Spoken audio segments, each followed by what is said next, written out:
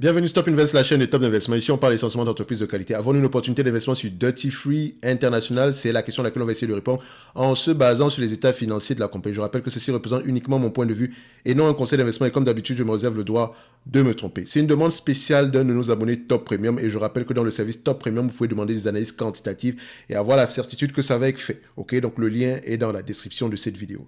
Maintenant, sur on va dire Duty Free International, c'est une holding d'investissement basée à Singapour, avec des activités principalement dans les sociétés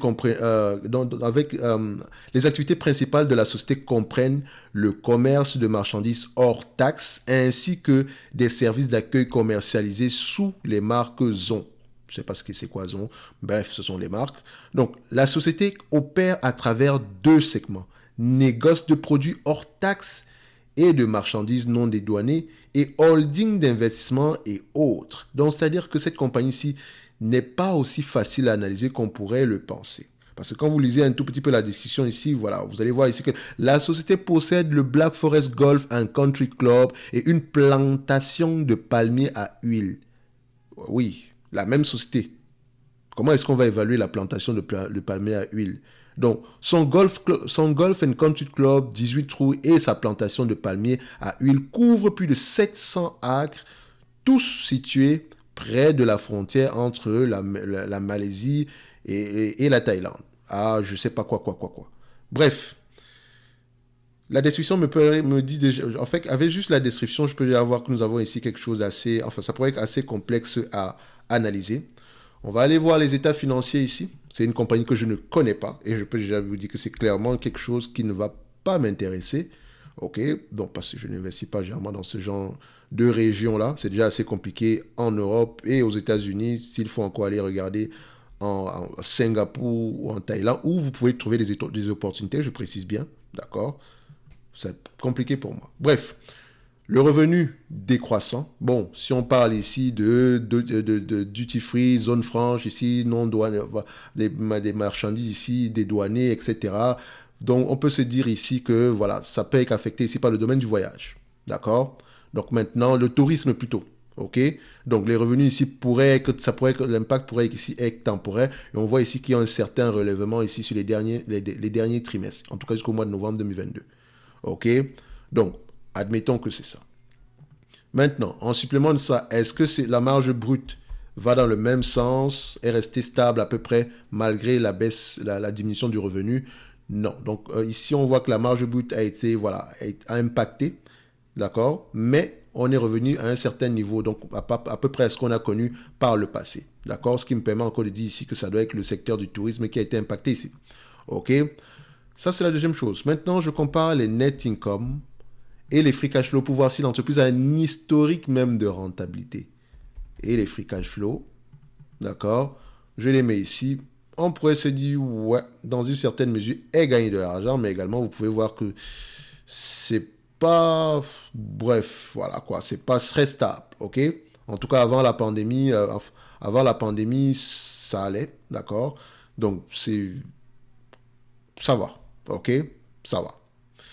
Maintenant, une fois qu'on a regardé les bénéfices nets, les free cash flow ici, on voit qu'on se relève sur les derniers mois, etc. Donc, qu'est-ce que je peux judicieusement prendre ici? La première chose que je vais déjà aller regarder, c'est les actifs tangibles par action. Si on a des actifs tangibles par action ici stables ou croissants, parce que généralement, ce genre d'entreprise-là, dans ces régions-là, ils ont tendance à avoir beaucoup d'actifs. Ils ont tendance à avoir des actifs cachés. Peut-être qu'ils ont de l'immobilier, des choses comme ça. Ici, on vous parle de terrain, ça vaut peut-être quelque chose. Donc, on va regarder ici les actifs tangibles par action en termes de volume. Qu'est-ce que ça représente ici? On voit ici que, voilà, on oscille. Je ne sais pas c'est quoi la monnaie. Voilà, au niveau de Singapour ici, donc je ne sais pas comment on appelle ça. Bref, c'est en RM ici. Ça, comment on appelle ça, cette monnaie-là? Je vais aller vérifier ça. Oui, c'est une demande spéciale. Hein. Donc, quand vous me demandez le Malaysian Ringgit, ok, d'accord. Donc, quand on me pose, c'est une demande. Donc, à la fin de la journée, je n'ai pas le choix que d'aller regarder cela. Donc, en dollars américains, ici, on constate qu'on a à peu près à combien en termes de tangible book value. On va le mettre ici en dollars américains. On est à combien 75 millions, ok, et c'est en diminution par rapport à ce qu'on a connu précédemment ici. Faites également attention, le taux de change également pourrait jouer dans cette évaluation-là. Bref, on voit ici qu'on a quelque chose qui n'est pas très stable. Mais est-ce qu'on peut, quand on compare ici la capitalisation boursière et celle-ci, est-ce que c'est la même monnaie? Ça, c'est à Singapour. Donc, Duty Free ici, j'espère que j'ai bien. Donc, Duty Free. Ok, bon, on va le mettre comme ça, ok. Donc, ça, c'est la monnaie malaisienne. Et ça, c'est coté à Singapour. Donc, il faut faire attention ici quand on va comparer les deux. Donc, si je vais bien regarder ici, avec la monnaie à Singapour, ici, qu'est-ce qu'on a? Est-ce qu'il me donne même cette information? Je pourrais retrouver ça ici. Mais bref, on va aller rapidement. Je vais prendre ici l'outil Duty Free. Qu'est-ce que ça va nous donner? Voilà. Est-ce qu'on a même des informations ici? C'est pas évident. C'est vraiment pas évident. Pourquoi est-ce que cette entreprise m'a été proposée? Je ne vois vraiment rien d'extraordinaire par rapport à ça. Les datas sont compliquées. On va regarder ça. Voilà. Bref, restons sur Zone Bourse. Essayons de voir à peu près si on peut faire quelque chose avec les données qu'on a présentement ici.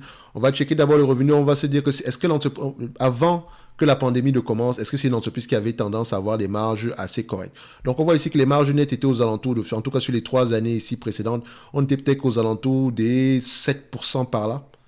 11, 6, 8, quand on additionne, ça fait 17 ici, 3, 25, vous allez diviser par 3, donc on n'est pas très loin ici de 7%.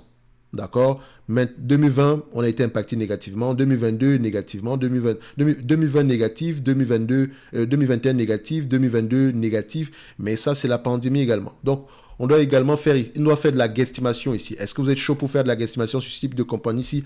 À vous de voir. Donc, quand on prend ici le tangible book value per share, par action ici, on sera à peu près, et ça, non, ça c'est même en monnaie malaisienne, ça sera un peu compliqué. Donc, on va voir ça ici, on va le laisser de côté.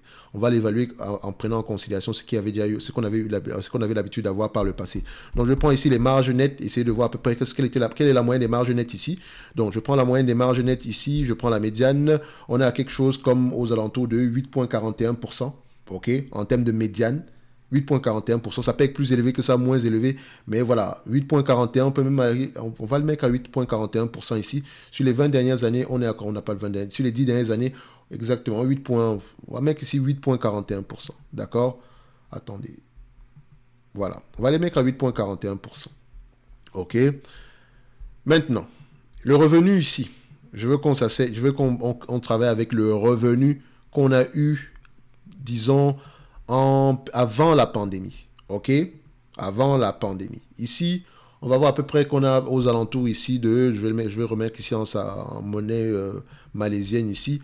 Donc, on a ici à peu près aux alentours de 565 si on le trace ici à vue d'œil. Hein, donc, je vais le tracer normalement ici. Donc, la médiane. Tac, tac. Donc, on est ici à peu près à 566. Donc, je vais mettre 567. 5, 6, 7 multiplié par 0,08. 4, 1, d'accord, ça fait ici 47, ici, ce que genre d'entreprise, ici, c'est négocié généralement des périodes de combien? Le marché paye généralement des périodes de combien dans cette zone-là? Je précise bien, price to earning ici, qu'est-ce qu'on constate? Je vais voir ici, vu que la complexité, ici, il y a de grandes chances qu'on s'échange aux alentours de 15 fois les bénéfices. Par là, je vois 17 fois les bénéfices, sur les 20 dernières années, 17 fois les bénéfices. Ok, ok, dans cette région-là, c'est 17 fois les bénéfices. Ok, on va prendre 17 fois les bénéfices, ok. Moins la dette nette, ici, est-ce qu'on a de la dette nette à ce niveau-ci? Je vais vérifier au niveau de zone bourse. Est-ce qu'on a de la dette nette ou bien du cash net? On a de la trésorerie nette ici, en tout cas 64 millions aux alentours ici de 2022. Ok, on met ici plus 64 millions. Divisé par le nombre d'actions, on a à peu près ici aux alentours de 1 milliard... 1 milliard 198, donc ok, on met ici 1 milliard 200 pour faire simple, hein. Divisé par 1 milliard 200, ça donne ici 0,72, 0,73 MIR. Donc maintenant, on va aller vérifier en termes de monnaie, en termes de monnaie, comment on appelle ça, singapourienne, qu'est-ce que ça donne ici? On met comme ça, qu'est-ce que ça donne?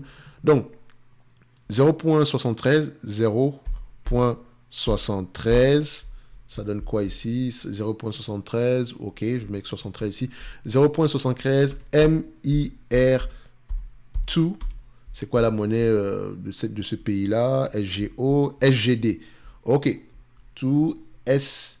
GD to SGD. Ça donne quoi? 0,22 dollars de Singapour. OK. Donc, quand on compare par rapport au prix actuel de la compagnie, donc on est à 0,13, on pourrait se dire qu'on est légèrement sous-évalué. D'accord? Maintenant, à vous de voir si ça vous intéresse ou pas. Personnellement, je dirais c'est un gros non. Dans les zones comme ça, non, ça ne m'intéresse pas du tout. Et pour avoir des actifs cachés, etc., ça pourrait même être un bon investissement. N'oubliez pas qu'on a fait ici de la guesstimation. Donc, il y a de fortes chances également que beaucoup de choses ne se passent pas comme prévu. Donc, est-ce que ça vaut la peine de démobiliser son capital dans des zones comme ça? Franchement, je pense qu'il y a meilleur que ça sur le marché, pour vous dire la vérité. Même dans ces zones-là, je pense qu'il y a meilleur que ça sur le marché. Il n'y a pas besoin de se casser la tête dans avec ce genre de compagnie-là. OK? Donc, on va se donner rendez-vous ici sur la prochaine vidéo. Pour moi, Dirty Free International est légèrement sous-évalué par rapport aux éléments que j'ai pris ici. Mais n'oubliez pas que ça prend en considération un tout petit peu de guesstimation. Merci.